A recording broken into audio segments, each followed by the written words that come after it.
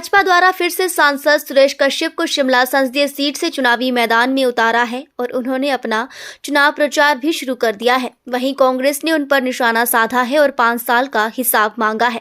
कांग्रेस के महासचिव यशपाल तनाइक ने कहा कि सुरेश कश्यप 5 सालों तक सांसद रहे, लेकिन इन 5 सालों में उन्होंने शिमला संसदीय क्षेत्र को अनदेखा किया और वो कहीं नजर नहीं आए और न ही सांसद निधि से कहीं विकास करवाए गए। भाजपा ने फिर से उन्हें अपना उम्मीदवार बनाया है और अपना चुनाव प्रचार शुरू कर दिया है। कांग्रेस के महासचिव यशपाल तनाइक ने कहा कि लोग अब उनसे पूछ रहे हैं कि वो 5 साल तक कहां थे। प्रदेश में इतनी बड़ी आपदा आई और उस दौरान भी सांसद सुरेश कश्यप प्रभावितों से मिलने तक नहीं गए और न ही केंद्र से हिमाचल प्रदेश को कोई विशेष पैकेज दिलवाने में सहायता की। सुरेश कश्यप अपने क्षेत्र के लोगों के सुख दुख में शरीक तक नहीं हुए और अब इन चुनावों में शिमला संसदीय के लोग उन्हें इसका जवाब देंगे।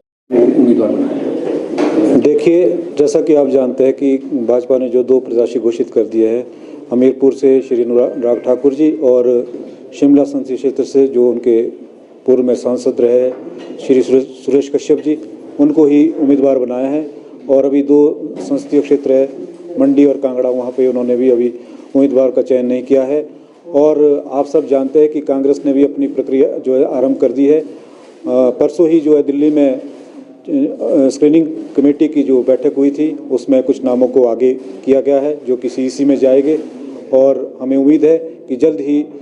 इन चारों संसदीय क्षेत्रों में जो है प्रत्याशी कांग्रेस के भी तय हो जाएंगे। जहां तक आपने बात की सुरेश कश्यप जी की, तो मैं आपको बताना चाहूँगा कि सुरेश कश्यप जी जो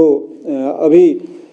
चुनावी उनका दौरा शुरू हो गया है, उसमें लोगों ने जब उनसे पूछा कि आप जो है इतने समय तक कहीं क्षेत्र में नहीं दिखे, जैसे मैं आपको बताना चाहूँगा कि पिछले कल वो हमारे चौपाल के निरवा में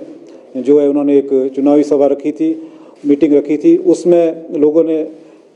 पत्रकार बंधु ने उनसे पूछा कि आपका ये चौपाल विधानसभा क्षेत्र का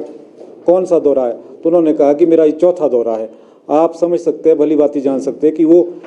अपने संसदीय क्षेत्र के प्रति कितने गंभीर है और जो वो बड़ी बड़ी बातें कर रहे हैं कि हमने लगभग 15,000 करोड़ के जो इस संसदीय क्षेत्र के लिए जो बड़े प्रोजेक्ट लाए, वो वही प्रोजेक्ट गिना रहे हैं जो यूपीए 2 में हुए हैं। जैसे IIM की बात कर रहे हैं और जो हमारे इंडस्ट्रियल जो आपका बद्दी में जो मेडिसिनल पार्क बन रहा है उसकी बात कर रहे हैं, वो सारे वो अपने नेशनल हाईवे की बात कर रहे हैं, वो वही सारी चीज़ें गिना रहे हैं जो कि यूपीए 2 के समय में जो है हुई है और कुछ उस प्रोग्रेस में थी। बाकी उनकी अपनी कोई निजी कोई भी जो है उपलब्धि नहीं है, ना ही वो हिमाचल प्रदेश के लिए आपदा के समय कोई ऐसा आर्थिक पैकेज दिला पाए और ना ही वो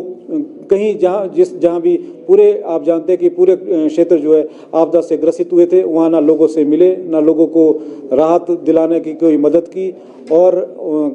कल ही उन्होंने अपने बयान में ये भी कहा कि सेंट्रल गवर्नमेंट से जो है हिमाचल प्रदेश को जो है 1700 करोड़ रुपए की आर्थिक सहायता मिली है, जो कि उनकी सारी बातें जो ये झूठी है। आप सब जानते हैं कि हिमाचल प्रदेश को केंद्र की सरकार की तरफ से कोई भी राहत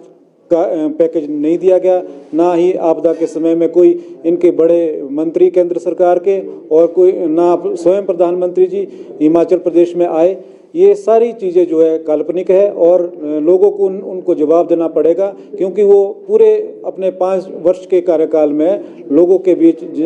जाने में जो है कहीं भी नहीं दिखे और लोगों की दुख सुख में जो है कहीं भी साथ नहीं हुए। और मैं आपको बड़े विश्वास से बताना चाहता हूँ कि ये चारों की चारों सीटें जो है हिमाचल प्रदेश में कांग्रेस पार्टी जीतेगी। जहां तक शिमला संसदीय क्षेत्र की बात है,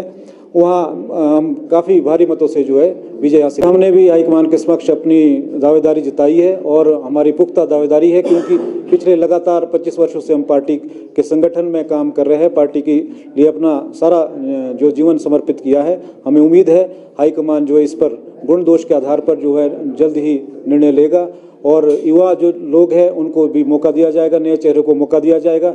और ये इस बात मैं आपको ये विश्वास दिलाता हूं कि अगर नए लोगों को मौका मिलेगा तो ये सीट जो है इस बार अवश्य ही जो है कांग्रेस की झोली में जाएगी। धन्यवाद।